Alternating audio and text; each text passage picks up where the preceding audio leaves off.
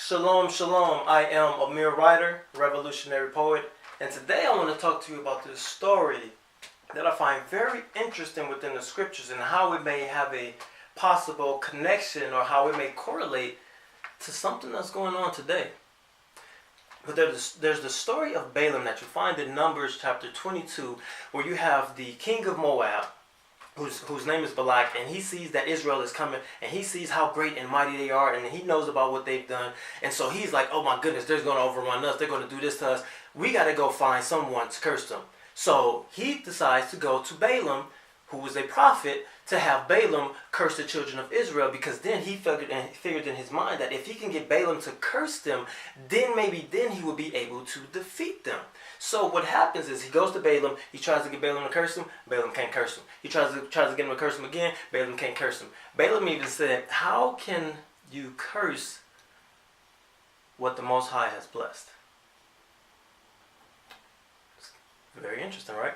So he goes to him, he says these things, try to get him to curse him, Balaam can't curse him. Then you go over to Numbers 25, to where we find something very interesting happening there, where we begin to see some plagues come on to the children of Israel. So why did these plagues begin to happen? And so that I don't misquote what it is and what's going on within the text, I'm going to read it for you real quickly. So now Numbers 25, starting at verse 1. Now Israel remained in Acacia Grove, and the people began to commit harlotry with the women of Moab. These are the same women who clearly are the Moabites, and Balak was the king of Moab. So you have the women the people began to commit harlotry with the women of Moab. They invited the people to sacrifice of their gods, and the people ate and bowed down to their gods. So Israel was joined to Baal Peor, and the anger of the Lord was aroused against Israel. And the Lord says to Moses, take all the leaders of the people and hang the offenders before the Lord out in the sun, that the fierce anger of the Lord may turn away from Israel. So Moses said to the judges of Israel, every one of you kill his men who was joined to Baal Peor. And later on in the text, a few verses later, it says, and 24,000 died in that plague. So what happened? So we have these children of Israel who end up partaking in idolatry, sacrificing and mixing in with the Moabites and what they were doing by mingling with their women. So what happened is Balak, and I don't know if this is intentional, the text isn't explicit on this, but Balak wanted to have Israel cursed. Balaam couldn't curse him. But what happened was, once again, I don't know if this is intentional or not, but it's very ironic that this is how it happened, that the women of Moab became the reason why the children of Israel began to get cursed. Who cursed them? Israel cursed themselves. So, yes, Balaam could not curse them. But what you could do was you could have Israel curse themselves. What does that mean? What does that have to do with today?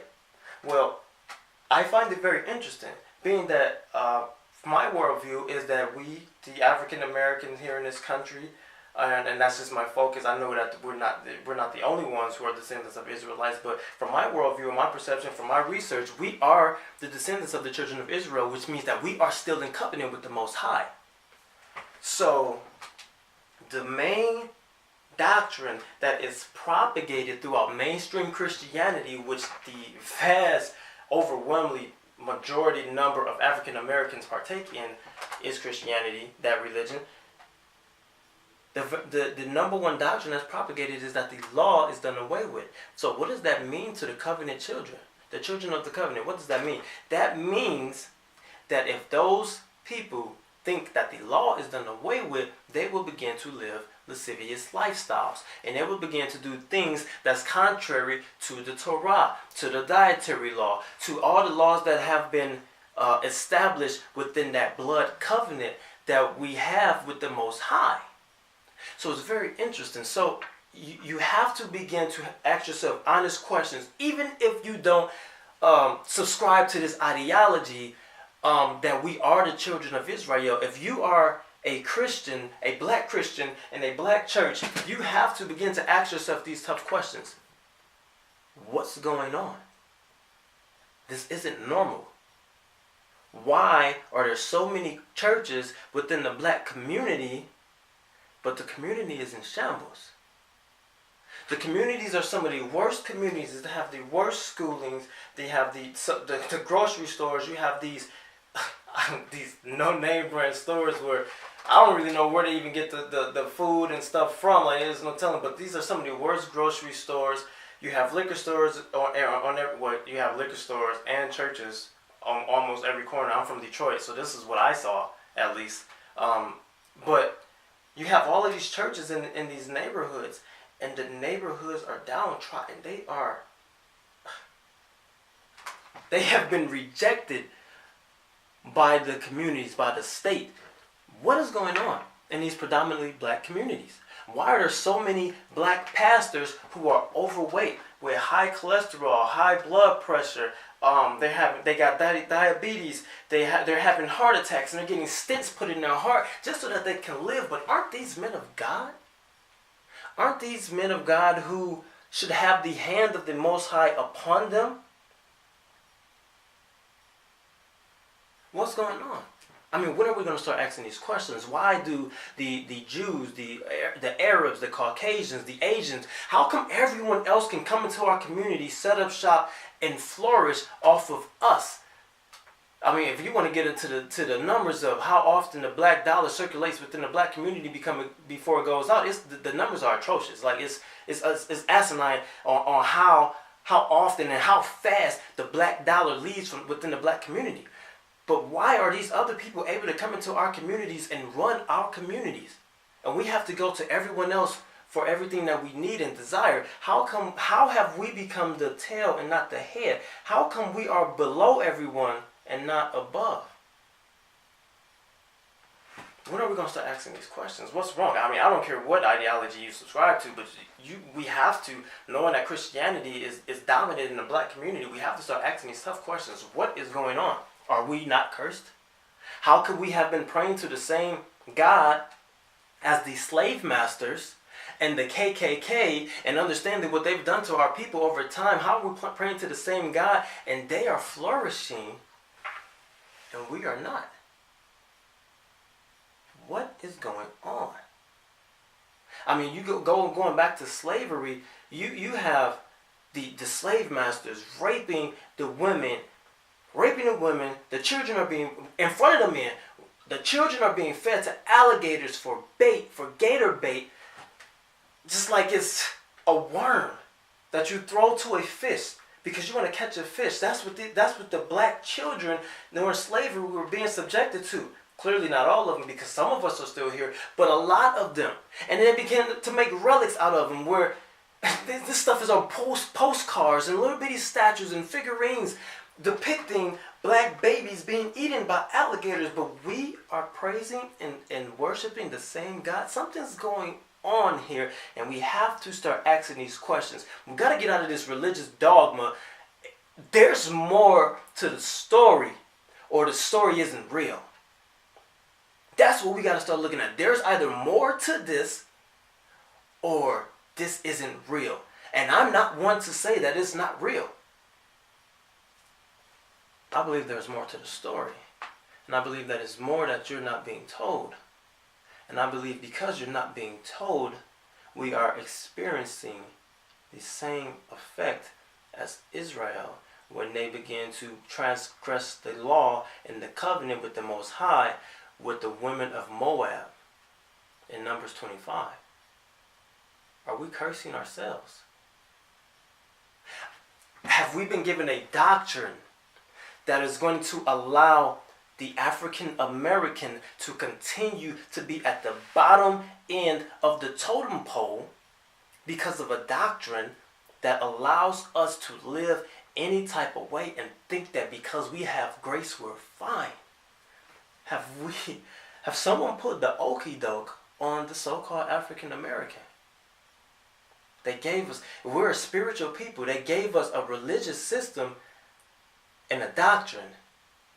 And we're the only ones within that religious system that lives like this. So we gotta start asking ourselves. I mean, why is it so easy to accept a black man, black woman, black child being killed? I mean, from various different methods. You have your natural disasters. You have poison water like in Flint. You have, let's not even go back in history, because you have Tuskegee, the Black Codes, Black Laws, and all these other things that was going on. You have police brutality, which, my goodness, is the #1 trend right now. It's becoming popular to kill a black person and get some paid vacation. What is going on? Because the same people who killing these people, a lot of them even still worship the same God, but yet they can get a paid vacation and we die, and the media labels us, and they shun us, and they look at us with disgust and disdain, and they say, we should have did this, we should have did this, we should have did this. And our people are the ones that's dying.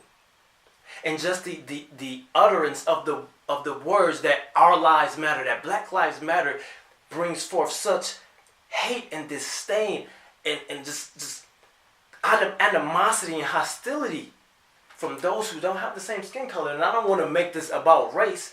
I'm making this about a system that is in place. Is this system really the system that we should be partaking in? Is this true? Something's wrong with the doctrines. Something's wrong with what we were being taught. Are we cursed? And if we are cursed, are we cursing ourselves? So that's just something to think about, you know. But look through the scriptures. Test these things and hold fast to what is good. Be like the Bereans.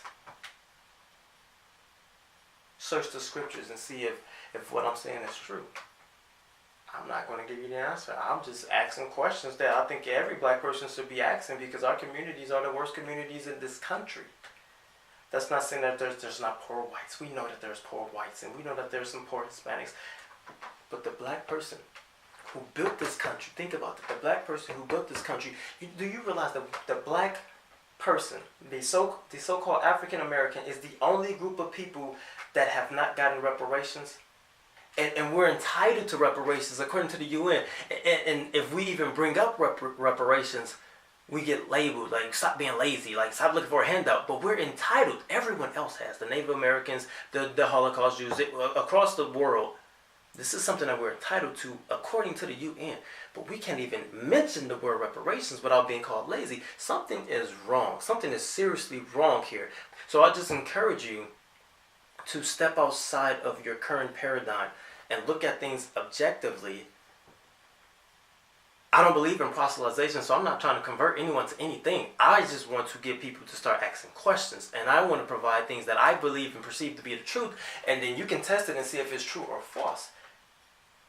I'm not trying to convert anyone to anything, but when are we going to start asking these questions? Anyway, that's all I want to talk about for today. Shout out to the Hebrews who know who they are. Here, the shirt is made by Raymond Ward Clothing. Make sure you check them out. I will leave the link in the description. Raymond Ward Clothing, that is my sponsor. All praises to the Most High Yah, and to Israel who know who they are. Shema Yisrael Yahuwah Eloheinu Yahuwah Echad. Peace and shalom.